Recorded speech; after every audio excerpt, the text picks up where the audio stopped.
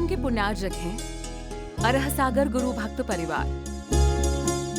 हम अपने जीवन को उद्धार करने के लिए उद्यम करें, पुरुषार्थ करें, प्रयत्न करें और आगे जीवन को बढ़ाएंगे। निश्चित हमारी जीवन की उन्नति और उत्कर्ष होगा। जब तक तुम्हारे जीवन का उद्देश्य नहीं होगा, जब तक तुम्हारे जीवन का कोई अच्छा लक्ष्य नहीं बनाओगे, तो तुम्हारे जीवन में सफलता कभी मिलने वाली नहीं है। सफलता उन्हीं को मिलती है जिनका कुछ लक्ष्य होता है, जिनका कोई उद्देश्य होता है। एक दौड़ लगाने वाला व्यक्ति होता है, दौड़ता है इसलिए कि मुझे इसको प्राप्त करना है। एक बार दौड़ हो रही थी और एक व्यक्ति फेमस था कि हर दौड़ में वही निकलता था आगे। लेकिन एक दिन एक व्यक्ति उसके पास गया कि भाई आप मेरी थोड़ी मदद करो। उसने कहा कि क्यों?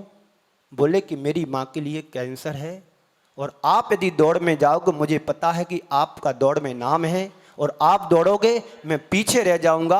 50,000 की इनाम है और आप यदि मेरा मदद करोगे, सहयोग करोगे, तो हो सकता मैं उस पैसे से अपनी माँ की दवाई करा सकता हूँ, करा लूँगा।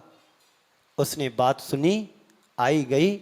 जब सुबह दौड़ होना थी, वह व्यक्ति भी, उस युवक भी उसमें दौड़ में आया और यह भी गया। और दौड़ते दौड़ते जब दोनों आजू बाजू थे, उसने 10 सेकंड पीछे हो गया और उसको आगे निकाल दिया।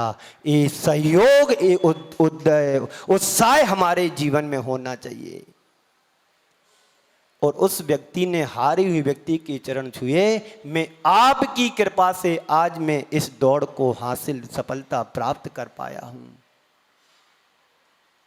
बंधुओं, उसका उद्देश्य और लक्ष्य क्या था कि मुझे इसको पार करना है, मुझे इसको पार करना है, मुझे इसको जिताना है।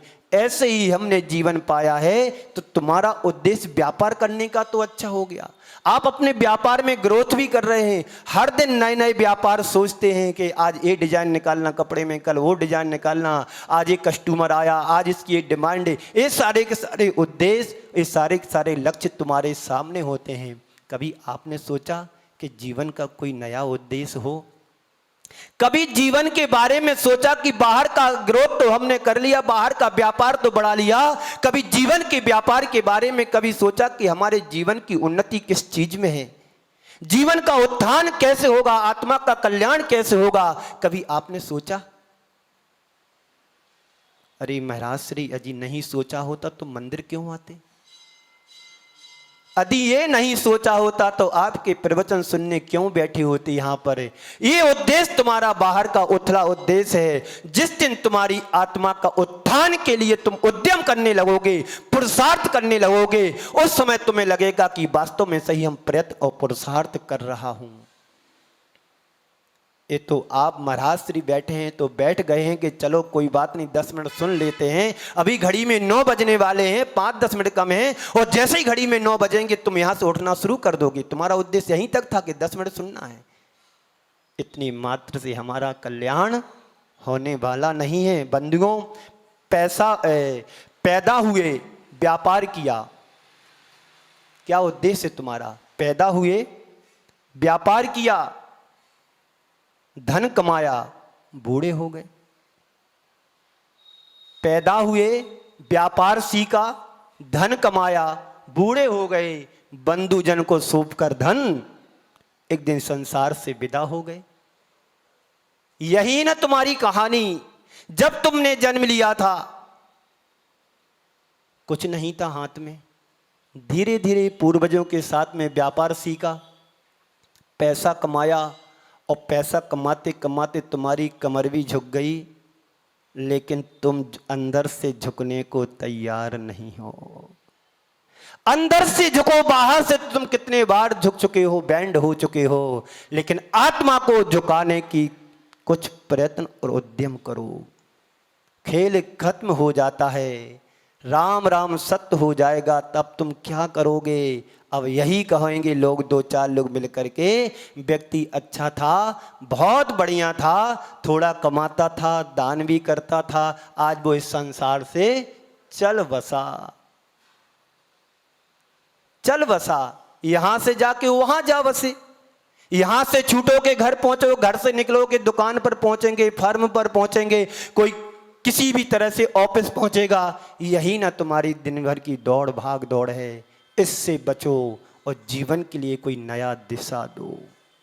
जीवन में जब तुम दिशा और दशा को निर्धारित नहीं करोगे तो जीवन का कभी आनंद और मजा नहीं ले पाओगे। ये तो एक पशु पक्षी भी कर लेते हैं, सुबह उठते हैं और अपने आसमान में विचरण कर लेते हैं, इस वृक्ष पर जाते, उस वृक्ष पर जाते, इसके फल खाते, उसके पत्ते खाते। एक भौरा भी है, पराग लेता है, फूल पर बैठता है और अपनी जीवन की जिंदगी को पूरा जी लेता है। लेकिन मनुष्य तो उससे अच्छा है, बेटर है कि नहीं है? इसके पास समझ भी है, बुद्धि भी है, शक्ति भी है, समय भी है, सब कुछ अच्छा हमारे पास है। फिर क्यों नहीं हम सही दिशा में पुरुषार्थ और प्रयत्न करते हैं? उद्देश्य हमारा सही होना चाहिए, लक्ष्य हमारा निर्धारित होना चाहिए, हमारा विजन होना चाहिए, कारण होना चाहिए कि हमने जन्म लिया है तो अब मुझे कैसे जीना है। जैसे हमारे पूर्वज जीते चले आए वैसे ही जीना है। अब फोटो वाले, ग्राफर वाले यहाँ पर बैठे वो भी जी रहे हैं। सामने वाले ने आदेश दे दिया जाओ तुम्हें वहाँ पर रिकॉर्डिंग करना है, करने आ गए, वहाँ से मना हो जाएगा तो नहीं करेंगे। यानी इनकी जिंदगी दूसरों के हाथ में है। हमें अपना जीवन, अपनी जिंदगी स्वयं अपने हाथ में रखना है। कोई तुमको दो शब्द प्रसन्नता के कह दे, तुम फूल जाते हो, खिल जाते हो, और किसी ने तुम्हें दो गालियां दे दी, तुम खिन्न हो जाते, नाराज हो जाते। बताओ तुम्हारी जिंदगी का उद्देश्य, तुम्हारी जिंदगी की बागडोर किसके हाथ में है? सामने वाले के हाथ में। वो तुम्हें जितना चलाता तुम उतने चलते हो। तुम्हें उसने गालियां दी तो तुम खिन्न हो जाते हो, और किसी ने तुम्हें दो शब्द अच्छे बोल दिए तुम प्रसन्न हो जाते हो। तो बताइए तुम्हारी बागडोर किसके हाथ में है? बोलो जी। इतना तो समझ में आता है, कोई गाली देता है तो हमें अच्छा नहीं लगता है, कोई अच्छे शब्द बोलते हैं, प्रसन्नता के शब्द बोलते तो मुझे खुशी हो जाती है। तो हमारी बागडोर किसके हाथ में है? दूसरे के हाथ में है। किसके हाथ में है बाबूजी? दूसरे के हाथ में है। पर संत कहते हैं इस बागडोर को अपने हाथ में रखो। इस बागडोर को अपने हाथ में रखेंगे तो जीवन को संभाल पाओगे, जीवन को संवार पाओगे। अन्यथा इतनी लंबी चौड़ी जिंदगी पाने के बाद भी हम यूं ही एकदम खो कर के चले जाएंगे, जीवन समाप्त हो जाएगा, जीवन की कहानी सब रखी रह जाएगी, बस कुछ हाथ लगने वाला नहीं है। जीवन को संभालो, उद्देश्य को निर्धारित करो, तय करो कि मुझे अब ऐसा करना है जैसा भगवंतों ने कहा है। क्या कहा है भगवंत ने? हमारे गुरुओं ने क्या कहा है? बोलिए। तुम बिन में व्याकुल भयो, जैसे जल बिन मीन, जन्म जरा मेरी हरो, करो मोहे स्वाधीन। कितना अच्छा लगा। तुम बिन में व्याकुल भयो, जैसे जल बिन बीन। मछली को यदि जल से बाहर निकालते हैं तो वो तड़पती है, तड़प तड़प करके एक दिन प्राण छोड़ करके चली जाती है। उसको पता है जल की कीमत कितनी है, जल ही उसका जीवन है, जल ही उसके प्राण है। इसलिए जल के अभाव में मछली एक पल भी जिंदा नहीं रह सकती है। और आपका जीवन आपके हाथ में श्वासें हैं। यदि आपको प्राण वायु ना मिले, आपको ऑक्सीजन ना मिले, और आपको ऐसे अंध कक्ष में प्रवेश करा दिया जाए जिसमें मात्र कोई दरवाजा ना हो, कोई खिड़की ना हो, वो पूरा पैक है, तो आप उसमें 10 मिनट रहना बड़ा मुश्किल हो जाएगा। अब प्राण निकले, अब प्राण निकले, अब प्राण निकले। जो घुटन तुम्हें एक ऐसे कक्ष में होती है, यही घुटन तुम्हें संसार के विषयों से होने लगेगी तो तुम संसार को छोड़ने में समर्थ हो पाओगे। कितने जन्मों में हमने विषय भोगों को भोगा है, कोई गिनती है? बोलो, कोई हिसाब है? अरे बाहर की जाने दो, इस भाव की भी देख लो। कितना हम विषयों से जुड़ते चले जा रहे हैं, अपने जीवन को कितना नशों में लिप्त कर दिया है, अपने जीवन को कितना व्यर्थ में गमा रहे हैं।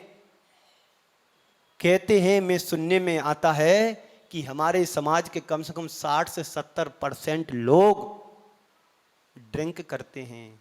50% लोग तो कुछ मांसाहारी भी हो गए हैं जैन समाज की। बड़ी निंदनीय बात है। सोचो हम किस कुल में जन्म लिया है। जिस कुल में तीर्थंकर भगवंतों ने जन्म लिया था उस कुल के हम अनुयायी हैं। नाम लेना जहां पर पाप लगता है और वहां पर हम ऐसे कृत्य करें, यही तुम्हारा उद्देश्य है, विषय भोग और खाओ पियो पदार्थ और पदार्थ जन भोग।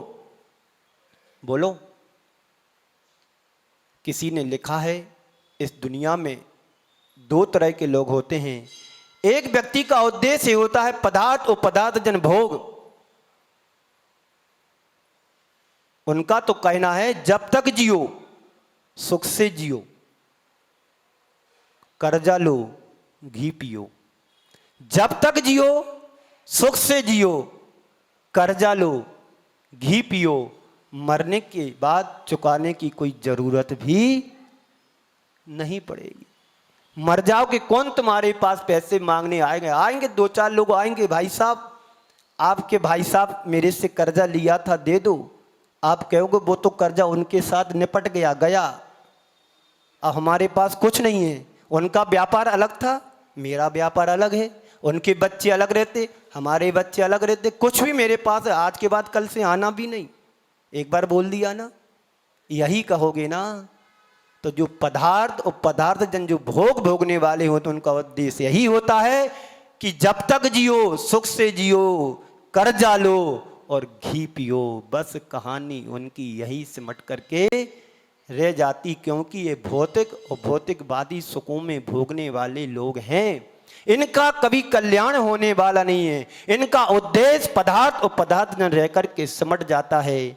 लेकिन भोगवादी चिंतन से ऐसे लोग केवल आपाधापी की दौड़ में दौड़ लगाते रहते हैं, पर पहुंच कहीं नहीं पाते हैं।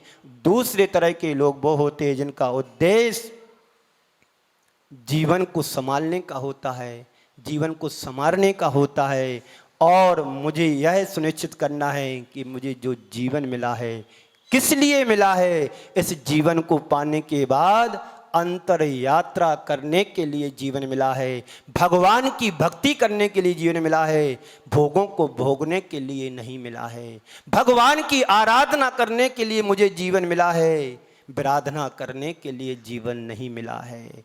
इस जीवन के उद्देश्य को समझो, और जो उद्देश्य को सामने चलकर रख करके चलता है वो जीवन में भटक भी जाए तो अपने लक्ष्य पर पुनः आने का प्रयत्न और पुरुषार्थ भी कर लेता है। एक जहाज पर, समुद्र में जहाज चल रही है, उस पर पक्षी बैठा है और कभी उड़ान भी भरता है पक्षी, तो पुनः उसको जहाज पर आना ही होता है। उसके अलावा कोई उसका दूसरा स्थान नहीं है कि जहाज ही उसके लिए, उसके सामने एक स्थान होता है।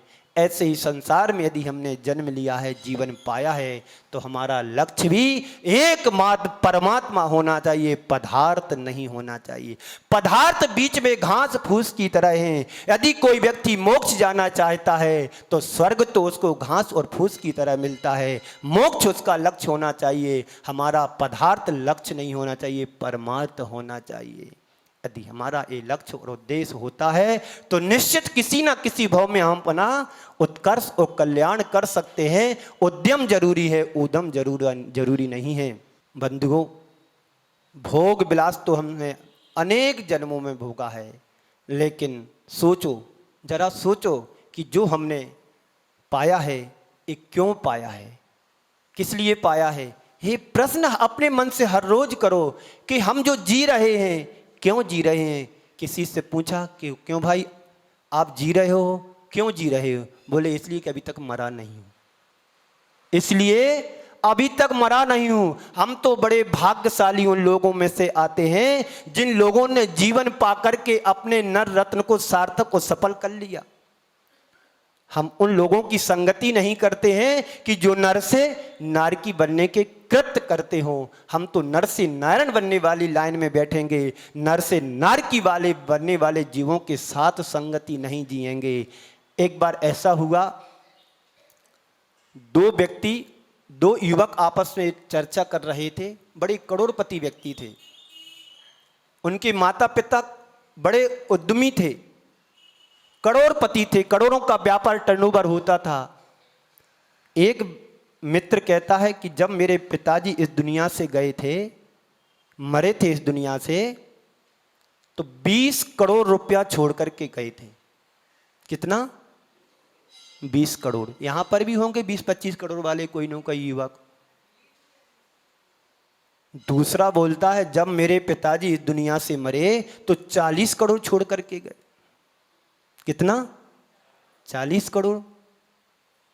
बाजू में 2 भिखारी के बेटे उन दोनों की बातों को सुन रहे थे। एक कहता है जब मेरे पिताजी मरे तो 20 करोड़ रुपया छोड़ करके गए, दूसरा कहता है जब मेरे पिताजी मरे तो 40 करोड़ छोड़ करके गए। तो दोनों भी भिखारी के बेटे कहते हैं ये उल्लू के पट्टे हैं दोनों। क्या कहा भिखारी के बेटों ने? ये दोनों उल्लू के पट्टे हैं। बोले क्यों? एक कहता है मेरे पिताजी जब मरे 20 करोड़ छोड़ करके गए, और दूसरा दूसरे को सुना रहा है कि जब मेरे पिताजी मरे थे। मरना तो सबको है, यहां पर भी कितने सारों के पिताजी मर गए होंगे तब यहां पर आप बैठ पाए, और आप अपने बेटों को छोड़ करके जाओगे। संसार में कोई अमर नहीं है।